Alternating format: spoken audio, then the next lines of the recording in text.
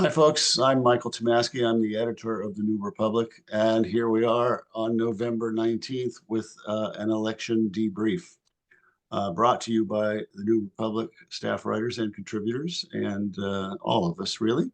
And we're pleased that you joined us, and we have three great guests to mull this rather grim state of affairs. Nina Burleigh is a very well-known freelance writer and has been a contributor to TNR on a quite regular basis here lately. And she has the cover story in the December issue, which is headlined, "Here Comes the Night." Great headline. Who wrote that headline? You know? And then Greg Sargent, staff writer, ex of the Washington Post. You know Greg, he does our daily podcast at TNR called The Daily Blast, which also has great theme music written by somebody interesting, doesn't it, Greg? Sure does, man. And lastly, Matt Ford, TNR staff writer who covers the courts and the federal justice system so ably for us. Hey, Matt. Well, he's here. Trust me. He may be on mute right now. Anyway, we're pleased that you're with us, and we're going to dig right in. We may talk a bit later about some election results and go over some of that, but I think what people mostly want to hear about right now is what we're in for. So, Nina, how bad does it look to you? What are we in for? Describe a little bit of what you discussed in your December cover piece and whatever else you think people should know. Sure. Well, I wrote the piece, as you know, we pre-wrote our election coverage. So I pre-wrote the article that we hoped would never run. And I spent a couple of weeks interviewing people in politics, elected, congressmen, elected officials, lawyers, NGOs, activists, and, just trying to get a sense of, first of all, how they thought this would play out and in what order things would happen. And then secondly, kind of what are the options for what used to be called the resistance. And I'm not sure what we're calling it now, but the response to this. And so the takeaway was as we see now, I mean, we've, since the election, we've seen one part of the prediction coming true, which is that almost everyone thought that they would act with great speed and with a kind of an emphasis on shocking people, shock and awe, like immediate action. And the original idea was that, and they've said this in Project 2025 and elsewhere, the minute his hand comes off the Bible, they have executive orders ready to go, and there's going to be you're going to see your country change immediately. So what we've seen already is that they're not waiting for the inauguration day to begin that shock and awe process. So specifically beyond these crazy nominations, which we can talk about, and I'm sure we will. What I was told, and I think what the Project 2025 kind of roadmap made us expect, is that on that first day, what you'll see first of all is probably the reinstitution F, which is a reclassification of federal employees to political employees, so they are fireable. So they're going to fire many people en masse, possibly thousands, and replace them with Trump loyalists, MAGA vetted people.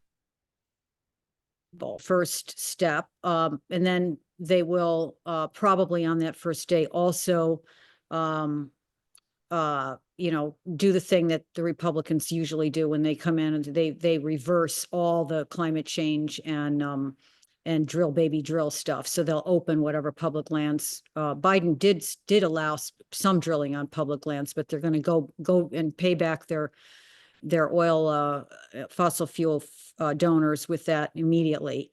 And And then, you know, are they going to immediately start to round people up? Well, you know, 2 or 3 days ago, Trump said, I am going to call a state of emergency. I don't know if that means invoking the Insurrection Act, but I guess the state of emergency allows you to, and you guys can correct me because I've done the research on state of emergency, but the Insurrection Act allows him to domesticate the military, or to allow the military to go around and round up people. So you will see probably starting that day, some activity, just again to fulfill the promise of deporting, or you know, if it's just ICE, you know, sending people in plants and so on, you know, enough to instill fear in these communities.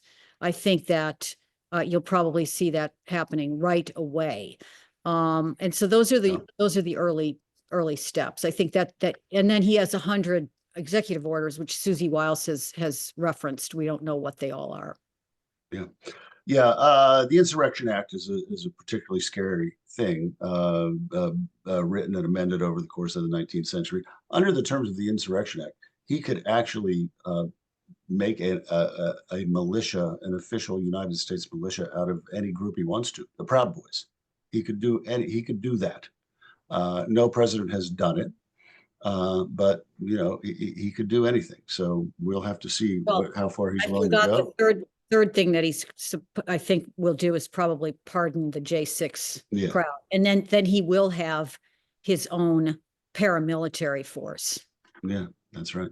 Greg, Nina referenced the appointments. I'm sure people have been following news on these pretty closely, Matt Gaetz most particularly, but there's a whole bunch of really bad ones. And what do you think he's saying out of the gate with these kinds of appointments? Well, I think the most alarming thing that we're learning right now is that the Republicans in the Senate are going to be maybe one of our only bulwarks against a fully authoritarian second Trump term. And I think we're seeing some mixed results on that front. I don't want to get too pessimistic yet, even though I'm pretty pessimistic. We are actually seeing some resistance from Republican senators to some of these nominees. Politico reporting, for instance, that a bunch of Republicans or senators are communicating with Trump and his inner circle that Gaetz is basically really not going to get confirmed. So I think that's maybe encouraging. I have a very hard time seeing Republican senators being okay with Robert F. Kennedy Jr. running HHS. It just seems like that's something that puts them in a terrible place. They're going to have to start going out there on TV, on national television, and defending anti-vax lunacy, not just for COVID, but for all kinds of other diseases. So, you know, on the one hand, we are seeing stirrings of resistance, but on the other, I really hate to put too much faith in those guys, especially now. I mean, they had their chance to disable Trump permanently when he was on his way out of office. He had just marshaled a mob to attack them personally in Congress. And that wasn't enough to get them to convict and essentially put him on a track where he could never run again. Plus, the Senate is, if anything, more magnified right now. It's been pointed out pretty widely that by nominating these thoroughly, profoundly unfit people, Trump is testing the Senate. I think that's probably true, but, you know, I think we have to sort of hope that there's going to be some sort of intermediate ground here where Republican senators actually do prevent some of the very worst things from happening. I don't know. I feel not that optimistic about that, though. You could suddenly see them roll over if Trump really starts to engage on this and marshal the MAGA masses and really point their rage at anyone who gets in the way of someone like Gaetz.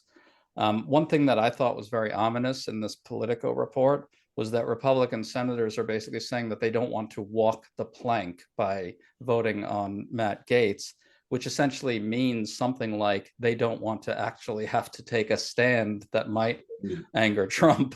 And so the fact that they're conceiving of it that way is itself deeply alarming. Yeah. And what credence do you give to this? I know your podcast today was about the possibility of Trump doing recess appointments and just stepping around the Senate. So tell people what you know about that.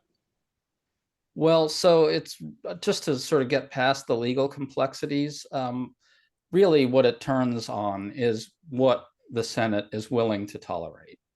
At the end of the day, if Trump tries to trigger a nuclear scenario, which he can do, he can, with the help of House Speaker Mike Johnson, he can pull a maneuver which works like this. The Speaker essentially says he wants to adjourn. The Senate says, no, we don't. And under the Constitution, if there's disagreement about whether to adjourn, presumably Trump can adjourn the Congress and then start the recess appointments.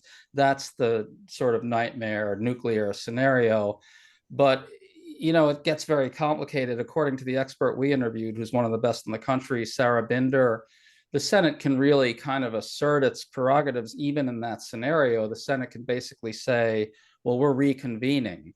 It has that power. And so at the end of the day, almost the legal stuff, almost it's really mumbo jumbo. It really comes down to whether Republicans in the Senate want to use their power to pronounce on these nominees or not.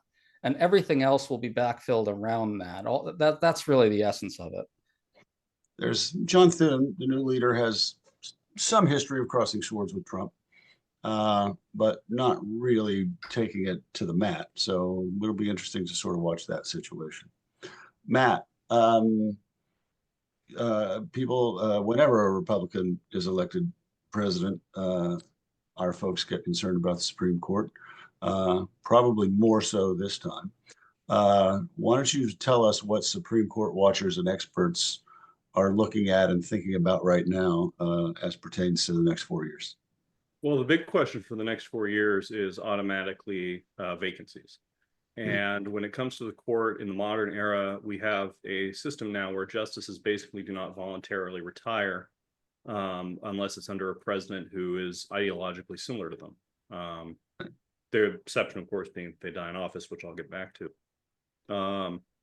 As a result, I think we can expect that there's going to be a lot of pressure on Justice Samuel Alito, on Justice Clarence Thomas, to retire from the court so that Trump can appoint a much younger successor. Just give their ages quickly, please. Off the top of my head, I can't say exactly. They're in their late 70s. 80 is usually the age where we really start to look at them for retirement. But you know, these 4 years could be an extraordinary opportunity because of the actuarial math. During Trump's first term, he was able to replace 3 justices who were in their 80s and 70s with 3 justices who were in their late 40s, early 50s. If he succeeds in replacing Thomas and Alito, the court's 2 oldest justices, you might hear my cat in the background, I apologize.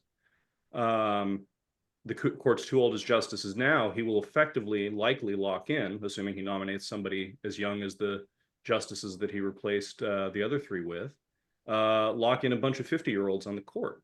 And we know from just human life expectancy and the aging process that a 5-justice majority of conservatives in their 50s will probably govern this country until the 2060s, maybe even the early 2070s. That would essentially leave Democrats no chance to create a liberal Supreme Court for most of the 21st century. So it's an ominous prospect for anybody who's interested in progressive governance, progressive policymaking, because the court has shown itself historically willing to serve as a sort of backstop against those. We've seen the persistent legal attacks on the Affordable Care Act. We've seen the persistent legal attacks on the Consumer Financial Protection Bureau. We've seen all sorts of attacks on executive orders, on student debt, on immigration, on all sorts of things, on the environment especially, that have been second-guessed and countermanded by, apologies, by the Supreme Court. Now, the caveat here is that Alito and Thomas don't seem to have any interest in retiring at the moment. Alito has sort of said to the Wall Street Journal, which sort of serves as a newsletter of sorts for him, that he is not considering retirement at this moment. Justice Clarence Thomas has previously said in the 90s that he wants to serve on the court until the 2030s because he wants to make liberals mad. I'm paraphrasing slightly there, but not that much. So they might not be as willing, you know, and for them, I can't blame them. This is what they've waited for their entire lives. They have unimaginable power over American governance and policy, and I think that would be very hard to give up, especially if they don't have any serious health issues to worry about. And talk about the rest of the federal bench. I mean, Biden made a lot of appointments and is rushing to make more as his term ends. But what's the outlook there? Well, the outlook is much of the same. Biden has actually managed to outpace Trump when it comes to district court judges, and I think he's appointed a near same amount of judges on the circuit courts, which are slightly more important. Only a handful of cases actually go to the Supreme Court, and most court cases are resolved in the federal system at the circuit court level. But now you have a scenario where Trump can make even more changes, and Trump has already made tremendous changes. He appointed, I believe, somewhere between a third and a fourth of the federal judiciary by the time he left office in 2021. And now Biden has sort of reversed that trend. Judges have retired strategically, opened up seats. But you will see a much, for lack of a better word, redder judiciary than you had before. And that has all sorts of knock-on effects. Because like I say, the Supreme Court doesn't decide every case in America. And it will be a lot of the major cases you hear about will be decided by 3-judge panels, where more often than not, they're going to have a lot of Trump appointees making those calls. Yeah. And this practice of circuit shopping, I'm getting the phrase slightly wrong. What is it? Judge shopping, yeah. Judge shopping, actually a really delightful phenomenon. Yeah. There's a few variants of it. Everybody in the legal system tries to file lawsuits where they think they'll have the most advantage. Democrats did this during the Trump years. They always filed cases in Hawaii or California, had a lot of success there in stopping various things. When Republicans are in power, they are out of power, they choose Texas. And they love filing cases, particularly in a couple of districts in Texas, because the rules there allow them to essentially choose the judge that will hear the case. This is how they got the Mifepristone case before Judge Matthew Kacsmaryk. He tried to overturn it nationally. The Supreme Court said, no, you got it wrong, buddy. The Supreme Court has stopped a lot of those cases recently. I think there will be slightly less attention there in the upcoming years. I think a lot of that was driven over the past 4 years by opposition to Biden administration policies. I believe the state of Texas sued the Biden administration 20 to 30 times over the last 4 years in separate cases. It's a cottage industry down there. I'm sure it's really helped some people build some legal credentials down there. But now that they're running the show on the regulatory side, I think they'll have less incentive to do that. Nina, you also researched and reported a lot on Project 2025 over the course of the summer and fall. Tell us what you're seeing there so far. So we have one appointee to head the Federal Communications Commission who had his fingerprints on Project 2025. Where else is that project sort of popping up in these appointees or in things that Trump and people in Trump world have said so far? Well, certainly the project or the Schedule F thing, which I see there's a question in the chat here about the whether he can fire people immediately on that day. And just to clarify that, you're correct, questioner, that he can't say you're all fired on day one. What will happen, and I know this from the union, the head of the Federal Employees Union, listen to him talk about it, at least, many tens of thousands of them expect that if this thing happens, they will be fired. Whether or not there's going to be litigation or not, I don't know. As far as what's happened so far with the Project 2025 movement, I mean, they obviously are intending to, carry through with the attacks on the media. They are, I think with his, national security selections, Tulsi Gabbard and Hegseth, you can see that they're going to follow, what Project 2025 suggests about responding to, geopolitics. And I think that, putting, putting Bobby in charge of HHS is a little bit off what I would have expected from Project 2025, because basically what that document is really heavily influenced by, hardcore white Christian nationalism with a, Christian, hardcore evangelical Christian beliefs. So I would have expected that they would have put like a Severino or somebody in charge of HHS, and because what they use HHS for traditionally, the Republicans and not just Trump, is to police morality, police people's bodies, go after, any kind of rights for gay people and women.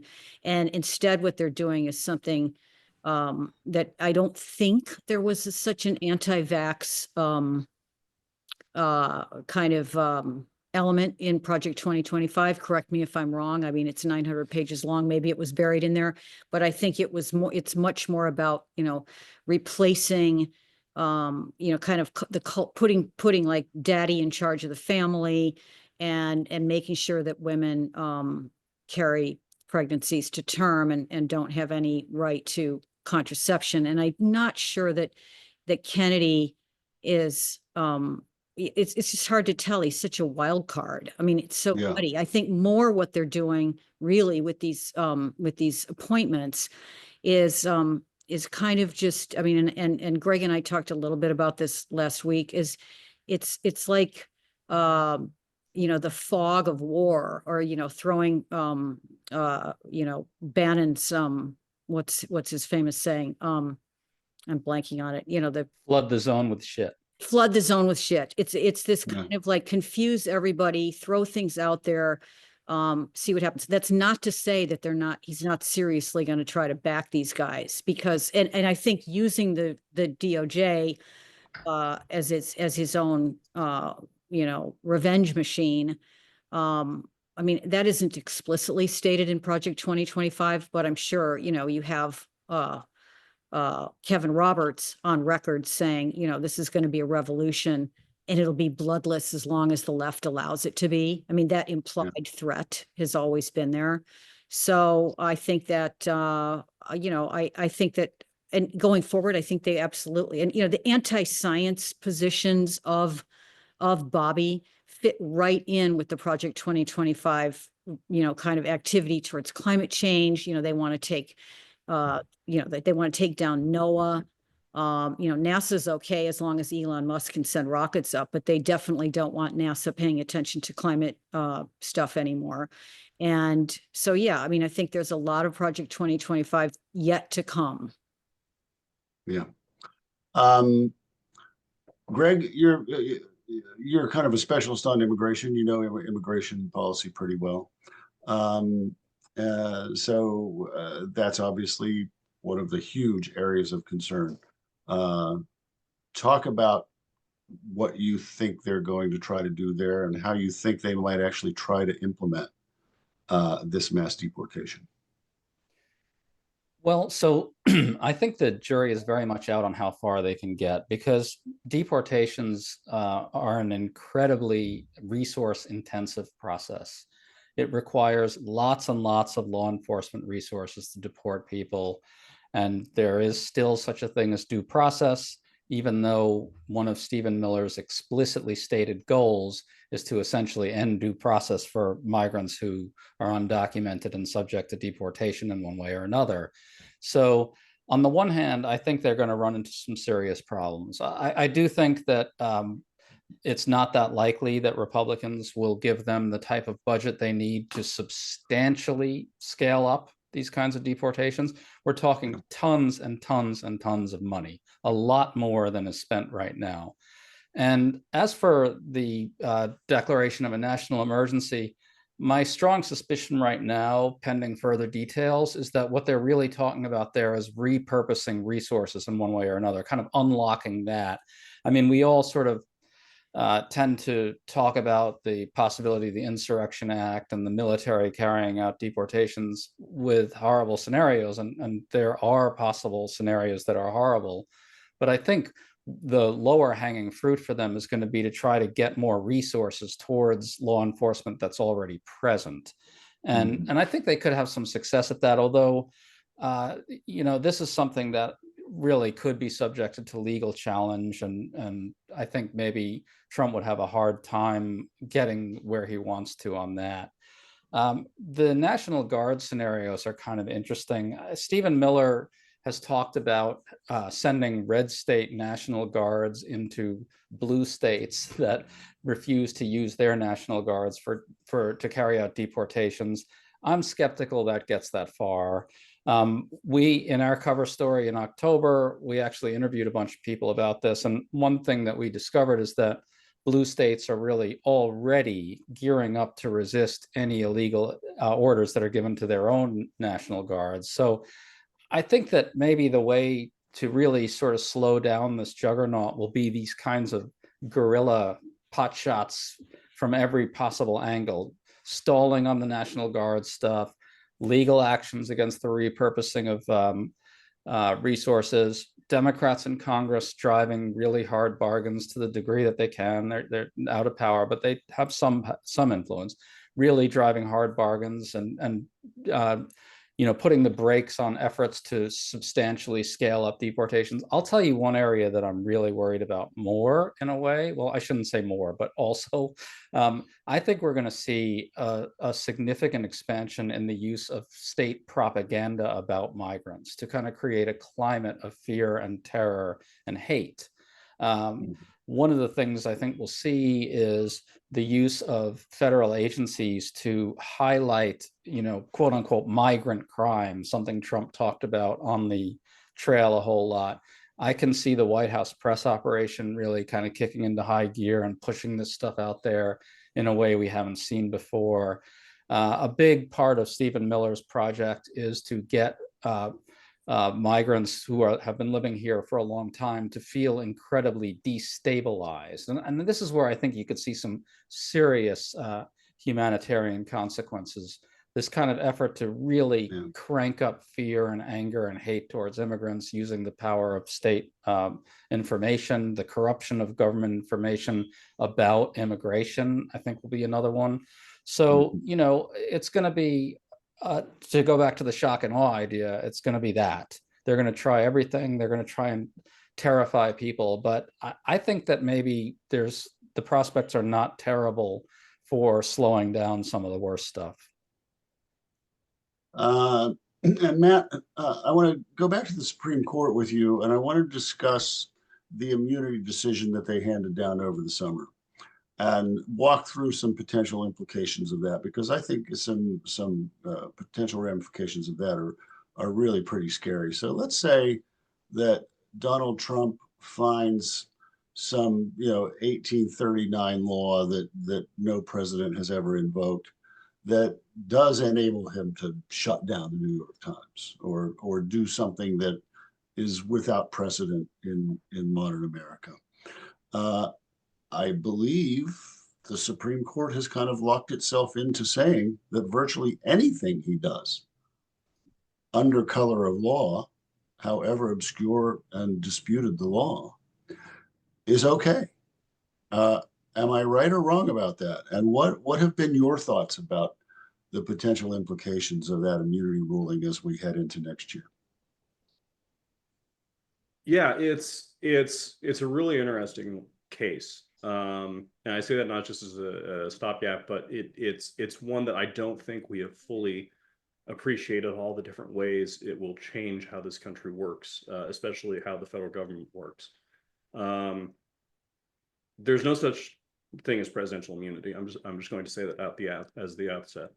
It did not exist at any time in this history. Presidents, we've had some unsavory people there, but they have generally not committed federal crimes, with a couple exceptions. And so that's why presidents have been prosecuted throughout American history. This is something that John Roberts just pulled out of thin air.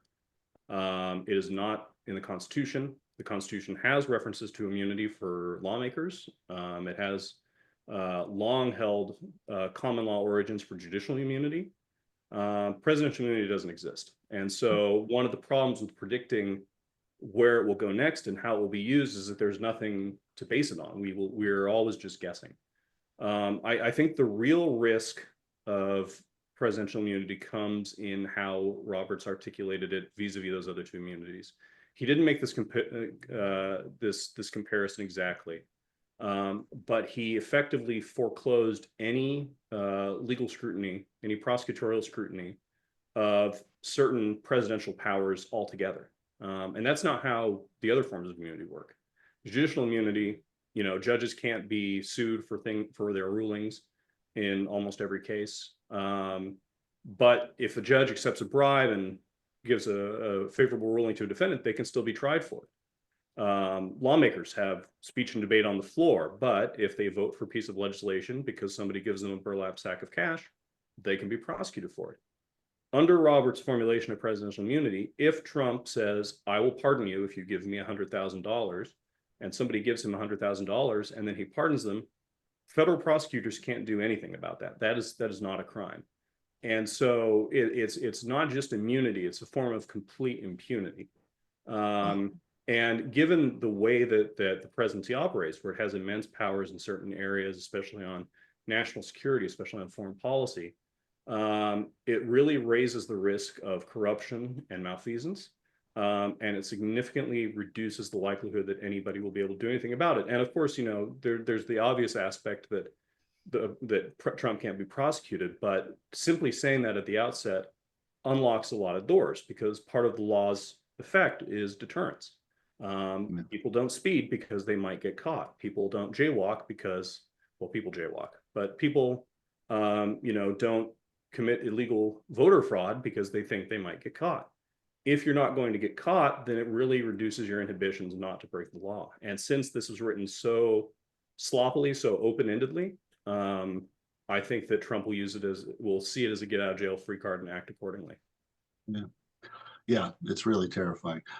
We have tons of interesting questions from people, and I want to spend more time on your questions in this session than we usually do in a thing like this. So we're going to get to them very quickly, but I do want to do one more quick round with our three guests, asking a kind of open-ended question. I do want to discuss the Democrats, the mistakes they might have made, the mistakes the Harris campaign might have made, what they need to be reflecting on now, what they need to do going forward.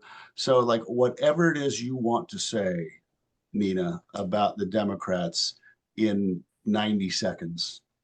Well, I can follow up with Matt on the corruption issue. I mean, that law didn't exist in the first term, and they did a pretty damn good job of making a kleptocracy. So I don't know how much farther they can go.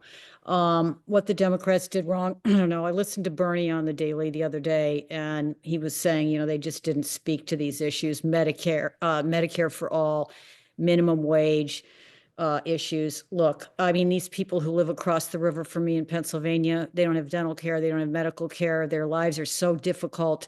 Yes, if they had spoken out on some of those issues in a way that penetrated, and the problem is, as we know, the Fox News system has brainwashed half of them to not even listen to any of the options. So in a way, to say that they didn't message properly is blaming the victim. But I will say that I think they could have. I mean, in general, the Democrats have not been delivering these things that people need. And again, they're up against 40 or 50 lawsuits against the ACA. Just that to squeak that in for people who have pre-existing conditions, they still could barely get that through because of the opposition. So, I'm kind of reluctant to blame them. On the foreign policy stuff, we can talk about the Gaza thing, which was, I think, a gigantic error that they didn't put a Palestinian on the stage of the DNC, and that she didn't come out and say this is a genocide. But that's just me. Greg Sargent. So I think obviously Democrats have to do a ton of soul searching. A big part of that has to be the Latino shift towards Republicans, especially among Latino males. Working class non-whites, and the continued shift to working class whites. A big thing Democrats have to figure out is why their economic agenda isn't being heard, as Nina said. And I think key to that is going to be really trying to understand the role that cultural signaling plays in a whole lot of this stuff. A lot of this is I think, public perceptions that Democrats just aren't really focused on these issues. We reported in the New Republic that the Harris campaign and Democrats ran over $200 million in ads about the economy, according to ad impact data. This had a lot of populist messaging in it, and it had a lot of programmatic stuff too, specific about costs, specific about what Harris would do to improve lives. Didn't move the working class at all. But I'm a little reluctant to blame Dems also, because under Biden, and Mike, you've written about this, under Biden, we've actually seen a genuine shift towards middle out economics, a genuine shift towards really governing in the interests of workers in a very broad sense, and across many different policy issues. We saw immense investments in the industrial base of the United States, a lot of jobs being created in some of these left behind areas. This is not to make any kind of excuse or blame voters. It's just to say that what Democrats need to do is figure out how to take that agenda and make it clearer that A, it will really improve lives, and B, that Democrats really are focused on these things. My fear right now is that people will overread the results. On the other hand, it was not a big popular vote win. It was substantially smaller than Biden's in 2020. Trump won only one more swing state than Biden won of the 7. Biden won 6 of the 7 in 2020. And it would be a tragedy if, as many people, pundits especially, seem to be arguing, Democrats overread that as some sort of warning to throw cultural minorities under the bus. Matt? Yeah, I think that I'm interested in what happened in this election from a historical perspective, in terms of what decisions could have been made differently in terms of ads, as were alluded to. But I'm interested in that only for really historical curiosity. I think this election is, my personal sense is that it was largely driven by inflation and cost of living. And so that's sort of a one-off event. But I also look at sort of the broad historical stretch here. In 2004, nobody was saying, after they got shellacked in the States with John Kerry, nobody was saying, what we need to do is we need to run a guy named Barack Obama on the backs of the subprime mortgage crisis. Nobody was saying that in 2004. In 2016, when Hillary Clinton lost, nobody was saying, we gotta run Joe Biden. Well, some people are saying run Joe Biden, but we're going to really get a lot of help here from a once in a lifetime global pandemic that the administration is going to horribly mismanage. It's hard for me to look out 4 years from now and say what's going to happen, and I think that would be true with any presidential election. But Trump brings with him a certain amount of incompetence and ineptitude and chaos that I don't think that anything we talked about in this election at the top line will necessarily be what decides the next presidential election. It could be about things we have no idea about, because that's how past elections have often been decided. So maybe, there will be another pandemic, another bird flu, maybe, a super volcano will erupt. Maybe removing 11 million people from this country will collapse the economy in ways we can't even fathom. I think that's probably what's going to shape the next presidential election. And I don't know the utility of, like was said earlier, over analyzing this one. Here, I'll stop playing moderator and I'll be panelist, and I'll throw a few of my own thoughts in here. I think on one level, it was simple. Voters punished the party of inflation, as they have in other countries. Harris was seen by the voters as the incumbent. I wasn't so sure that would be the case, because Trump too is an incumbent in a certain way, but Harris was seen as the incumbent and made to pay the price for inflation.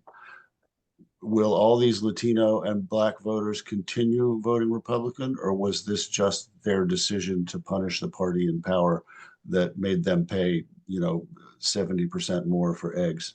I don't know. We'll find out in 2028, but I have a feeling that, there's a chance it could be a one-off, and it could just have been about inflation.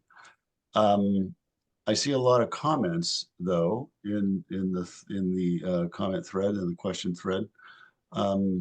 about the role of the media in this. And I just wrote this piece about the power of the right-wing media as an agenda setter in this country today.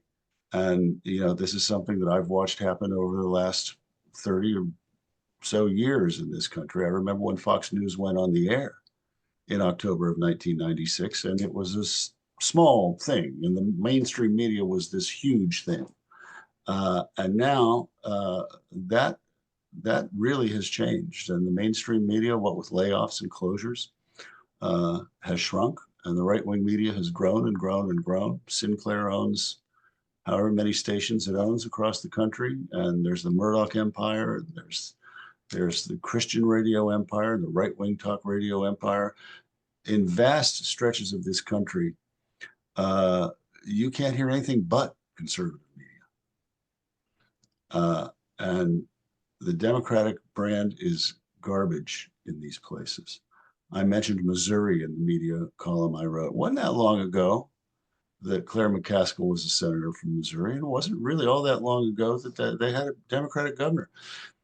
They could no more elect a Democrat statewide in Missouri, you know, than I don't know, the Communist Party could, which I guess, you know, to Missourians is they're indistinguishable from each other.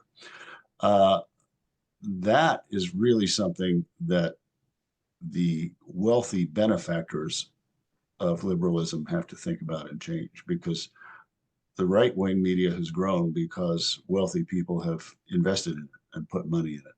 In fact, I'd like everybody's quick thoughts, because I want to get to more questions, but everybody's quick thoughts on the media situation in this country and what kind of impact that had. Nina?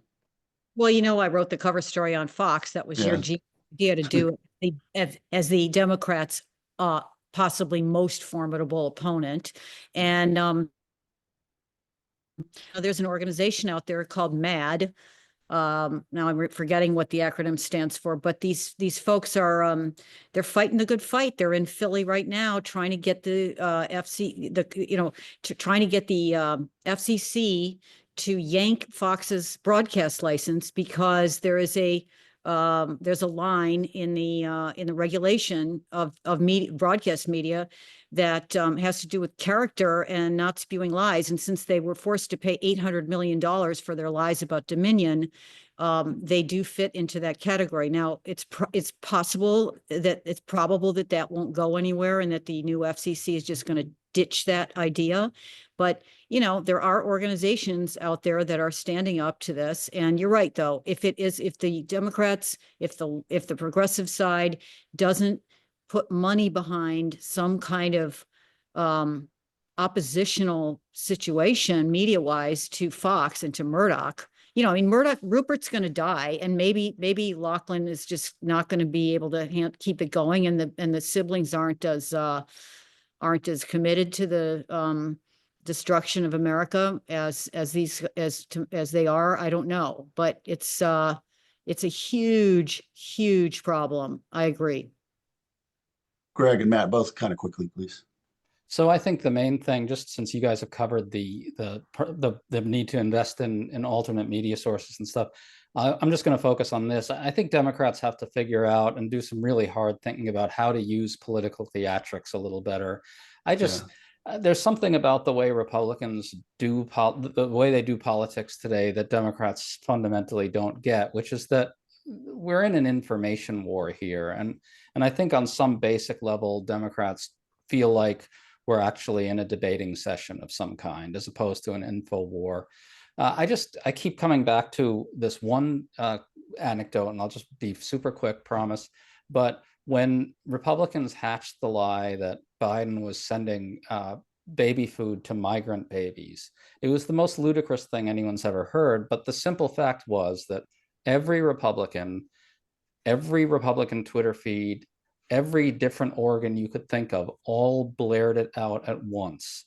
And Republicans understand that noise is the thing. The noise level is what exerts gravitational pull, both on the MSM, as you wrote, Mike, but also on undecided people. The sort of din of conviction on the part of Republicans moves people. And I think Democrats don't know how to make that kind of noise yet. And I think we really need some hard thinking about that. Matt? I don't have any comprehensive thoughts on it. The only thing I will say is that I think Kamala Harris should have gone on the Joe Rogan podcast. I Yeah. don't think it would have hurt. And I think it may have helped. I'm not saying that's why she lost. I'm not saying that it was a decisive factor in the election at all. But I think you have to meet the people where they are. And that means going on things that are wildly popular in sections of America that, as Greg said, are surrounded by these bubbles. So I think that, you got to meet them where they live and talk to them there if you can. Yeah.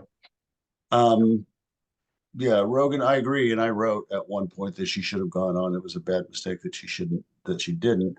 I don't know if it would have gotten her a lot of votes, but we live in a country now where Joe Rogan influences a lot more votes than the editorial page of the New York Times. I mean, it's not even close. It's not even close. We just don't live in that old country anymore. And there were studies out today about how Fox moved votes. Yesterday, I saw a new study, and there was an analysis of conservative, not quite domination, but advantage in social media in this election. And so, that's all a very big part of it too.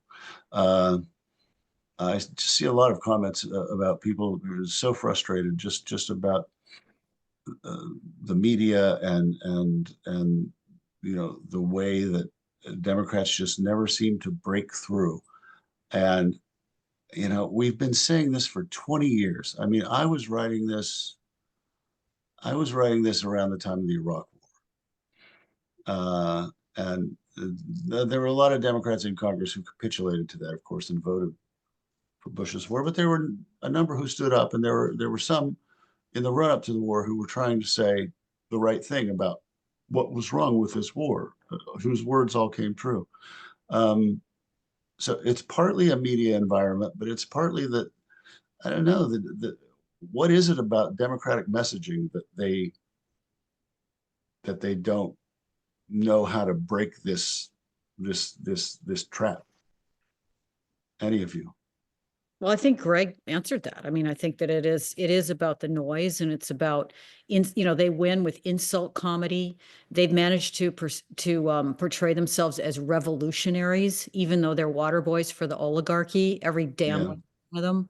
They've managed to persuade the public that they're fighting the man. And I mean, that's one thing that we haven't talked about, which is all of Trump's legal problems, I think, won him voters among people who were pissed off, men maybe pissed off about their divorce things, or anybody who ever had an issue with a driver's license or an insurance company, and it was men, but pissed off about they're fighting the man. And here comes this literally billionaire's water boy, who's now managed to persuade people that he is a revolutionary. And the revolution is coming from, it's not to say that this country doesn't need a revolution of some kind, but they've managed to make it come from the right and make it look like a revolution. And it's really just the oligarchy taking over. Yeah. Any other takes on that?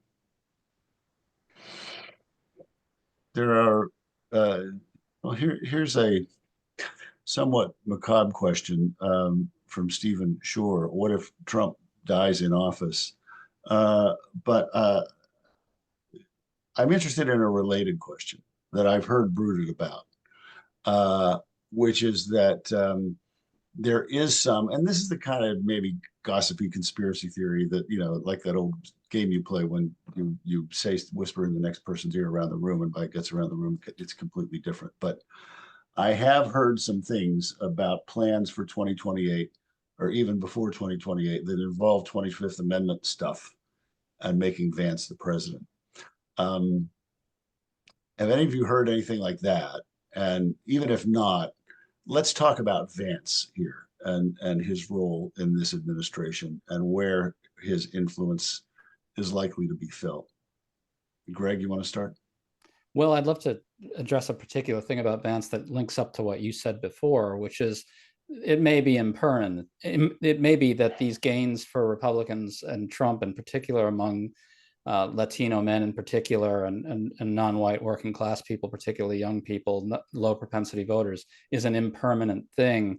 I strongly suspect that this is a bit similar to George W. Bush's ability to shift Latino votes. Trump himself, I think, is really instrumental to that shift. I'm not seeing J.D. Vance getting that same kind of pull with those constituencies.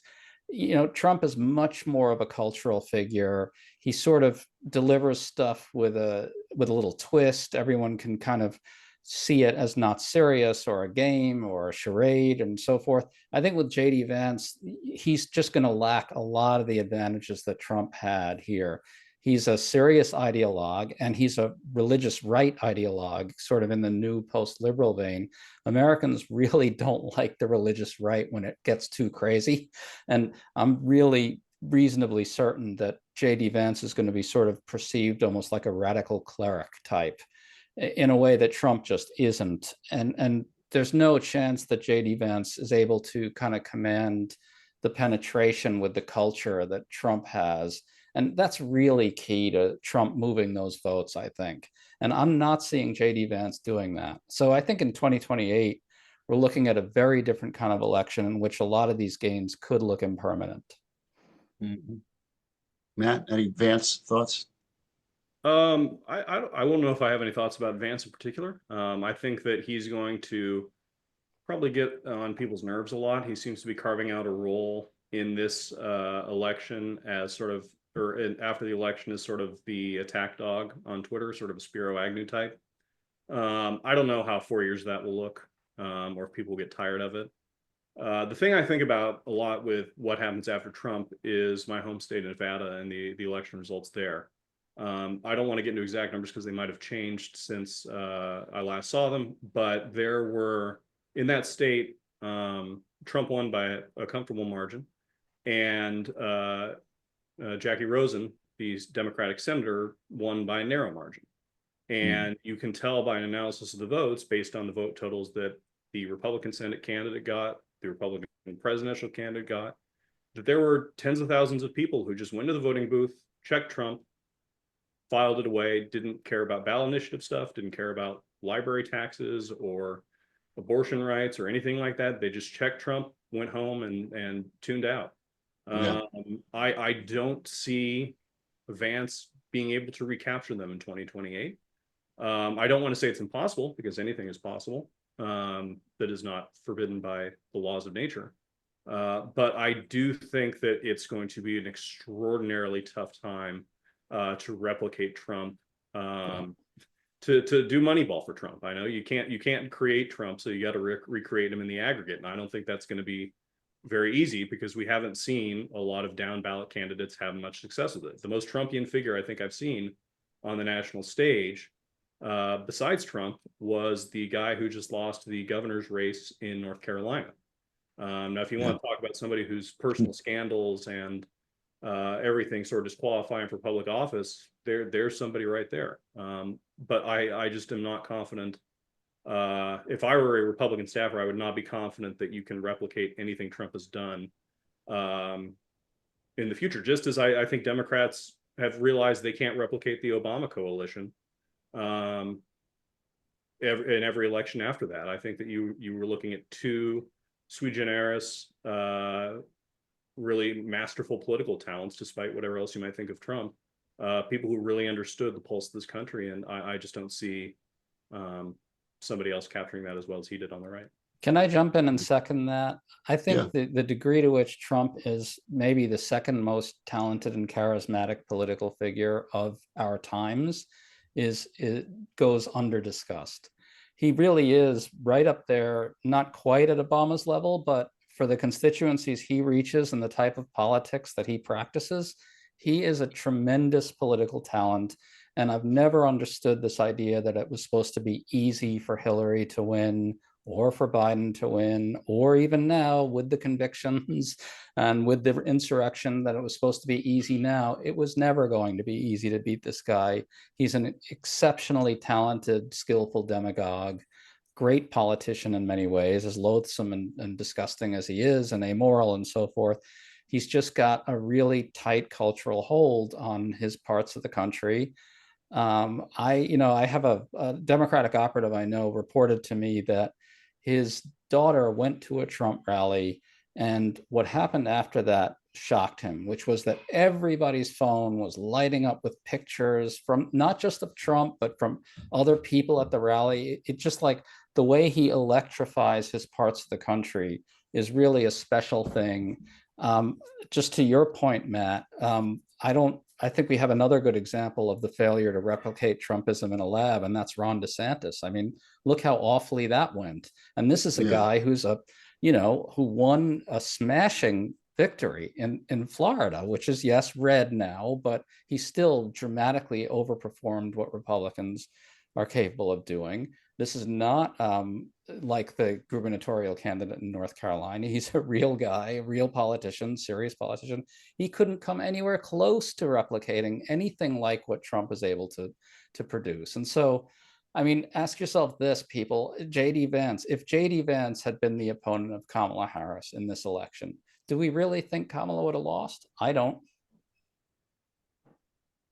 Yeah. Yeah, I think I agree with that. And one thing that, I mean, I made a lot of mistakes in this election. I thought Harris was going to win. But one big mistake that I made and that I'm still thinking about and really pondering is that I just thought that to swing voters, I understand his base voters. I understand that connection. But I just thought that swing voters would, at the end of the day, I felt sure they would be repelled by him.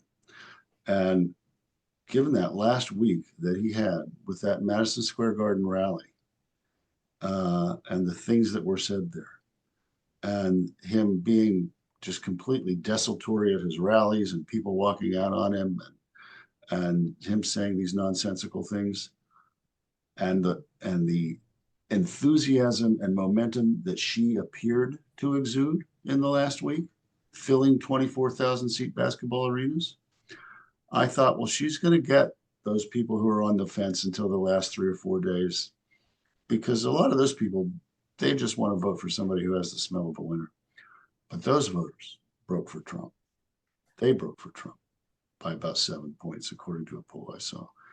And that I've got to do a lot of thinking about that. I really didn't understand it. And, there's something about this country that I'm not getting. Let's wrap up. Nina, Greg, then Matt. Give us a little your forecast for what the next 2 years, not 4 years, but 2 years might look like. They're going to be ugly, but are they going to overreach? And then is 2026 November going to be a little bit more favorable to us? What do you think? Well, I think that, yes, 2026 will definitely be more favorable. I would imagine one or both of the houses of Congress will go blue. I think I'm somewhat optimistic based on what these crazy nominations that he's pulling here, that we're going to see a kind of a replay of what we saw in the first presidency, which is a lot of chaos, a lot of circular firing squad, a lot of people fighting with each other. Susie Wiles does not, like what Gates and Susie Wiles have, and there's just going to be clashes. There's going to be chaos. There's going to be infighting. And then you throw in these crazy wild cards and, the Elon Musks, and they're letting those people in the building. I mean, it just is just going to be another shit show. And I think that doesn't work out well for them. Greg, Matt, about 60 seconds each, please. I think it's worth thinking back to 2004. George W. Bush had just won a sizable re-election. Everybody felt as if he really had total mastery over the information environment. You probably remember that, Mike, how it felt.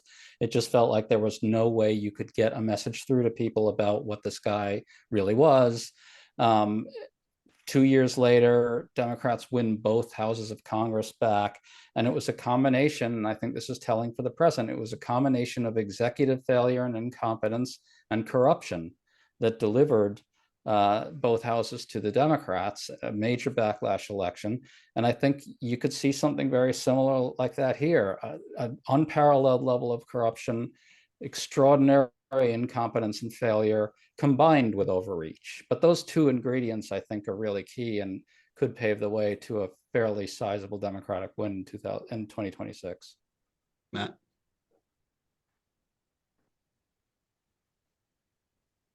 Matt, you're on mute. Unmute yourself. Sorry, There you I don't go. want you guys to hear the cats meowing when other people are talking. I apologize. I think it's going to depend a lot on how serious he was on the campaign trail. And I know I'm qualifying that slightly, and I could give a more straightforward answer, but I think if he was serious about deporting 11 million people and slapping massive tariffs on everything, the economy is going to crater, and Democrats are going to win a landslide in 2026. That's the bare reality. I mean, the tariffs thing, that alone can do it. Every farm, and most of the farms in this country are going to be non-functional without migrant labor. The construction industry is going to be devastated as well. You know, they're not going to get Gen Z podcasters to go out there and do that instead. I just think that if Trump was serious about that, it's going to be pretty brutal. If he's talked out of it, if the sort of capital wing of the Republican Party says, hey, you know, we should actually not crater the economy, I think that'd be really swell for everyone. Then I think we could see something more like Trump's first term, where it's just a lot of low-level resentment against migrants, maybe a few investigations of Hillary Clinton. And then we get to start anticipating how badly J.D. Vance is going to do in 2028. Oh, I will say one thing. We are hosting the 2026 Olympics. And I think that is going to be, with Trump overseeing stuff now, I think that's going to be a lot more chaotic. And also the 250th anniversary of America is also that year. So I hope you guys are really excited for a lot of parades and celebrations of how great Trump is. Right. Well, sesquicentennial. now they can be military Down parades. Pennsylvania Avenue. Yeah. So get ready for a lot of really weird stuff in 2026. I'm looking to my right because I'm sitting in my home office and my television is over that way. And the Chiron on MSNBC is saying alarming new revelations about Trump's DNI pick as we speak. That, of course, is Tulsi Gabbard. Wow. The New York Times is breaking a story right now. We all might want to go look at it. But in the meantime, folks, thank you all so much. We had a nice turnout here and a really robust chat room and set of questions. So thank you so much for joining us. We're gonna get through this somehow or another, but I can promise you, you'll get through it better by reading and subscribing to the New Republic and coming to TNR.com and plunking down the very modest amount of money we're asking you to plunk down to read our coverage of this. If you like some of the things you heard in this last hour, you'll like what you read on our site. Thanks so much for joining, and we'll see you next time.